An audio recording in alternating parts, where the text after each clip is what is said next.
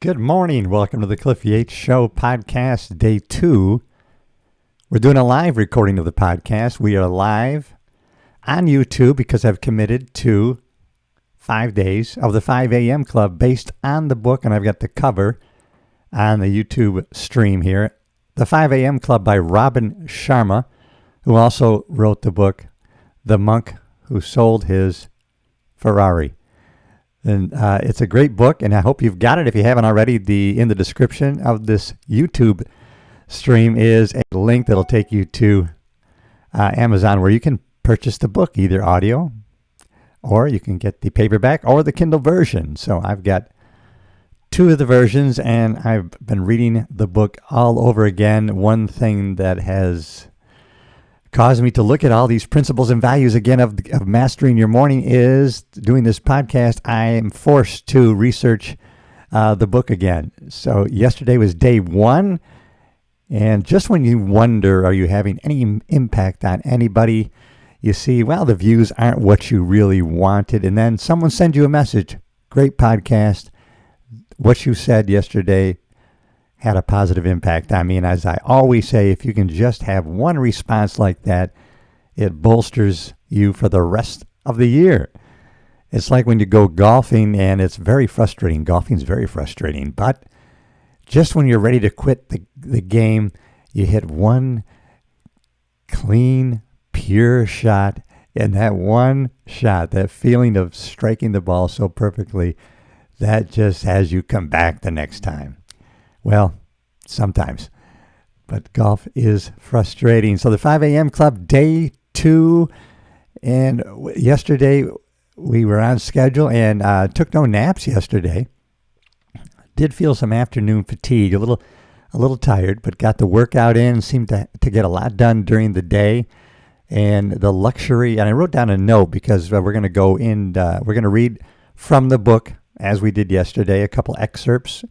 And I'm going to comment on those, and maybe we'll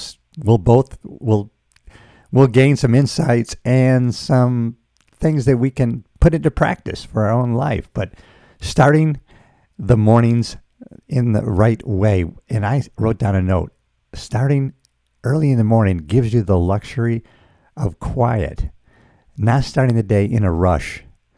It's like when you show up somewhere early, you're not rushed.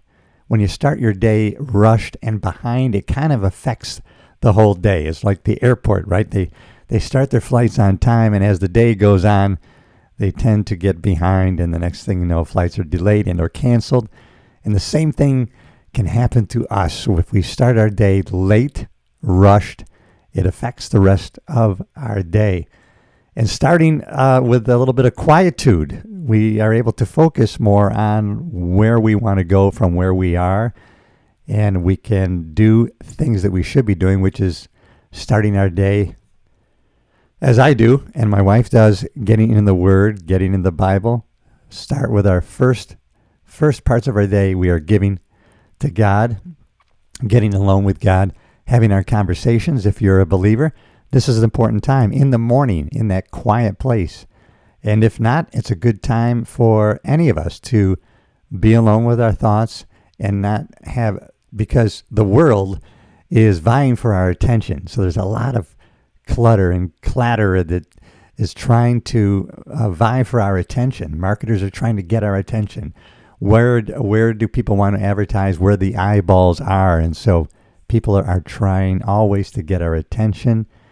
And so if we start our day quiet in the morning, it's a luxury of easing in to the day with clear thoughts, a clear mind, and that sets the pace, that sets the tone for the rest of the day.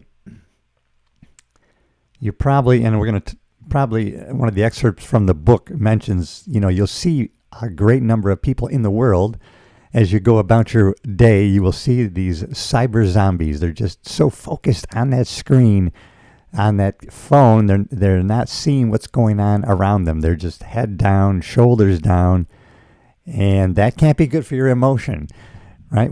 If you wanted to reproduce someone who's really down and depressed, what would you do? Physically, what would you do? You would put your shoulders down, put your head down. What are we doing when we're so focused on our phone? Heads down, our focus is down. So we have to intentionally try to change that throughout the day and not get caught up in that cycle of, we get a positive response from, like, it's like being in a casino and in the slot machine. By seeing that screen, we kind of get fed dopamine hits. And so we get in a cycle of cycling through our phone. And you see these cyber zombies walking around. But we can fight against that. The technology is great. It allows us to do so many wonderful things. We just have to use it in the right way. Let's go to one of the... now, remember, let me set the scene of the book, right? It's a fictional tale about these two people who are attending a seminar, right? Like a motivational seminar, a business psychology seminar. So we have the artist and the entrepreneur, and they meet up with this supposedly homeless person, this disheveled person who turns out to be a billionaire, and he ends up befriending these two people and taking them under his wing, and he flies them out to his private island, and they have these conversations about how the billionaire adopted the principles of the 5 a.m. club and how that elevated his life just by implementing that philosophy of the 5 a.m. club. So during the breaks, I think in this section right here, they are on the island where he's walking and talking with these people. So I'm going to read from a page. The billionaire went on. In this time of exceptional change, in this time of exponential change, overwhelming distractions and overflowing schedules, right? Sometimes we schedule too many things. There's too many things on our to-do list that we can't really get to them all. Getting up at 5 a.m. and running the morning regime, the spellbinder taught me the antidote to average. No more rushing in the morning. Imagine what that alone does for the quality of your day. And we talked about that. Starting your day luxuriating in the quietude only the early morning provides. Beginning your day feeling strong and centered and free. I found that my mind became dramatically more focused as the days progressed.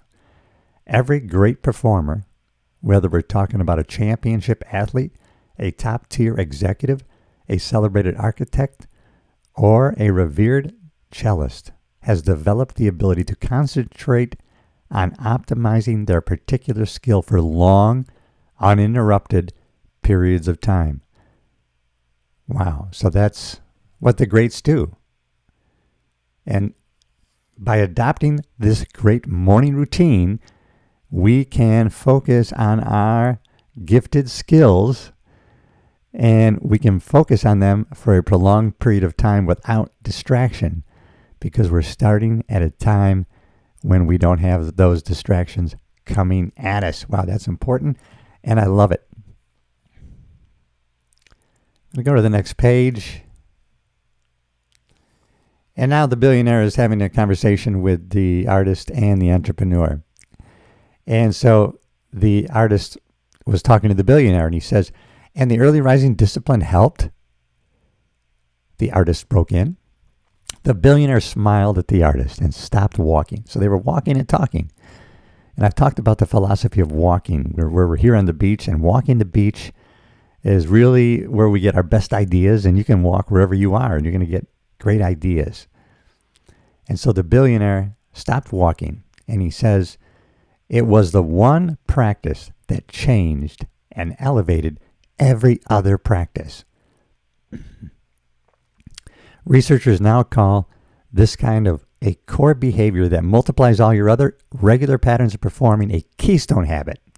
So this 5 a.m. club becomes a keystone habit that really affects every other habit in your life, every other practice. Wiring it in as a profound neural pathway took some effort, a little suffering along the way, and the strongest commitment I had in me. I'll be honest with you, There were days during the process of automating this routine that I was cranky, days when my head pounded like a jackhammer, and mornings when I just wanted to keep sleeping. But once I locked and loaded, getting up at 5 a.m. regularly, my days grew consistently and vastly better than anything I've ever experienced. Implementing that keystone habit, the 5 a.m. club, we just have to keep going until this habit becomes habituated as part of our routine that we don't have to think about anymore, just like the habituated habit of brushing our teeth morning, night. We don't have to put it on a schedule. We don't have to focus on doing it. It's habituated. And so can this 5 a.m. club. And as we see, he said that this one practice had a profound effect on the other practices in his life. And I've talked about this before, that one thing affects other things. Everything affects everything else. You become a better communicator at work, you're going to become a better communicator at home. So you become a great leader at work, you can become a great leader at home. If you become a better listener at home, you can become a better listener at work. One thing affects everything else. And I've experienced this for the past 30 years, which is why I love to share that principle. And it's in the book, The 5 a.m. Club. Now this was I'm putting up on the screen of the YouTube channel. If you haven't already, please subscribe to the YouTube channel. If you're listening on one of the podcast platforms, hey, head over to YouTube. And you can see that my ugly face was meant for radio. But this is a graphic from the book. It's called the 3-Step Success Formula. And the arrow goes up to granularity and down is superficiality. Step 1, we see a circle that says learning and growing. We should be constantly learning and growing. And for longevity in health and wellness, physical and mental, that's one thing that will lead to fulfillment, making progress towards a worthy goal, but also constantly learning something new, whatever it is, and creating more awareness of things around us. Learning and growing, step 1. Now, step 2 is implementation. It does no good. In philosophy, they called it being a library philosopher. In other words, people collected it.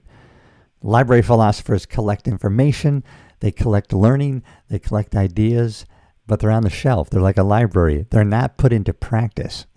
And so we need to be actively putting into practice what we learned. The Stoic philosophers back in the day, they were doers. They weren't studiers, really. They were doers of Stoicism. So they would learn and study something and then put it into practice and see the results they got, and they would make adjustments to their life that way. And so we need to do that. Be learning things, try things out, see what the results are, and adjust from there as we make progress towards our desires and our goals. Learning, 1, growing. 2, we implement, put it into practice, start making better choices. We execute on what we want to get done. We put the plan down and then we put it into practice in a sequential order. What do I need to do to accomplish this goal? Write those things down. To get that goal, I need to do these things. And usually it's going to require in a sequential order. I do this first, then this, then that. And step 3 is income and impact, better results. Making a positive impact. Income, when you bring more value to the marketplace, you're going to get paid more. We get paid by the value that we bring to whatever business we're doing. And when you want to talk about entrepreneurship and making money, it's important to just be constantly bringing more value. And when you do that, you're going to get paid more. That's a pretty good graphic. And I wanted to put that up because one of the excerpts that I talk about coming up mentions the formula. So I wanted to have that ahead of time. Let's go back to the conversation between the artist and the billionaire. I definitely agree, indicated the artist. It's rare to see someone focus on their art for many, many hours in a row these days. the spellbinder. Now, when they talk about the spellbinder, he was the one who was giving the seminar. The spellbinder was right when at his session, he called people addicted to their devices, cyber zombies. I see them every day. It's like they're not really human beings anymore. More like robots glued to their screens, not present and half alive to life. Oh, I remember working my LA sheriff job in West Hollywood, and I was driving down Sunset. I was at a major intersection, and I just took notice that there was probably 50 to 60 people all together on the four corners of this major intersection. And I just noticed that every single person had their head down in their device. And I was thinking, wow, if something were to happen right here in this area where we needed witnesses, everybody would have looked up because they would have missed what happened. And I can imagine what their viewpoint would have been, since they weren't really they weren't self-aware what was happening around them. And all of us are susceptible to get drawn into that. It's very calling to us when we have that device at our hand. We have the strongest and largest computer. Our access to the world is right at our fingertips. And we need to use it in a good, safe way. I hear you, said the billionaire. Protection from distraction is precisely how you need to work if you're serious about dominating your field and winning at your craft. Neuroscientists call this peak mental state we're speaking of, where our perception becomes heightened and our availability to original ideas rises and we access an all-new level of processing power, flow. There's actually a book called Flow, which is really good, and it deals precisely what Robin Sharma is writing about here in his book, The 5 a.m. Club. And rising at 5 a.m. promotes the flow state gorgeously. Oh, and by getting up at before daybreak, while almost everyone around you is asleep, my creativity also soared. My energy definitely doubled. My productivity surely tripled. The 5 a.m. Club. Get the book, read it, and then reread it over again. It's an easy read. It's a quick read. Going to the next slide here. The beginning of transformation is the increase of perception. As you see more, you can materialize more. And once you know better, you can achieve bigger. The great women and men of the world, the ones responsible for the magical symphonies, the beautiful movements, the advancements of science, and the progress of technology, started by re-engineering their thinking and reinventing their awareness. In so doing, they entered a secret universe that the majority could not perceive, and this, in turn, allowed them to make the daily choices few choose to make, which automatically delivered the daily results few get to experience. Be part of the few in the 5 a.m. Club. We need to adopt these principles, learn them, think about them, and then put them into practice. Even in the Bible, the best success book you could ever read, even Paul, the Apostle Paul, talked about, listen, whatever's good, whatever's beautiful, whatever's right, whatever's true, whatever's wonderful, focus on these things. If you have seen me, he says, if you have seen me talk about, if you have seen me do things, do these things. And he was always saying, model me, model Jesus. Try to model, try to be a little Jesus. Even though it's impossible, he was sinless, perfect, but we should shoot for that. And the 5 a.m. Club is going to set us up for success in not only learning, growing, but in implementing and in the right sequence to get what we want.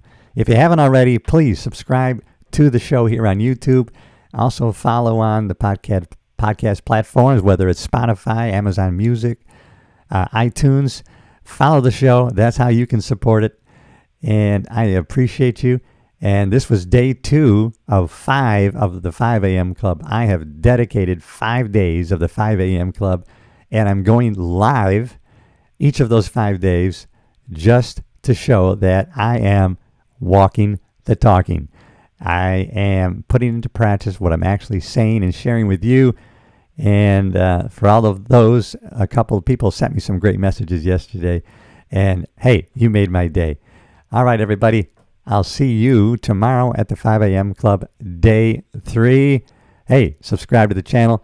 Join a community making progress.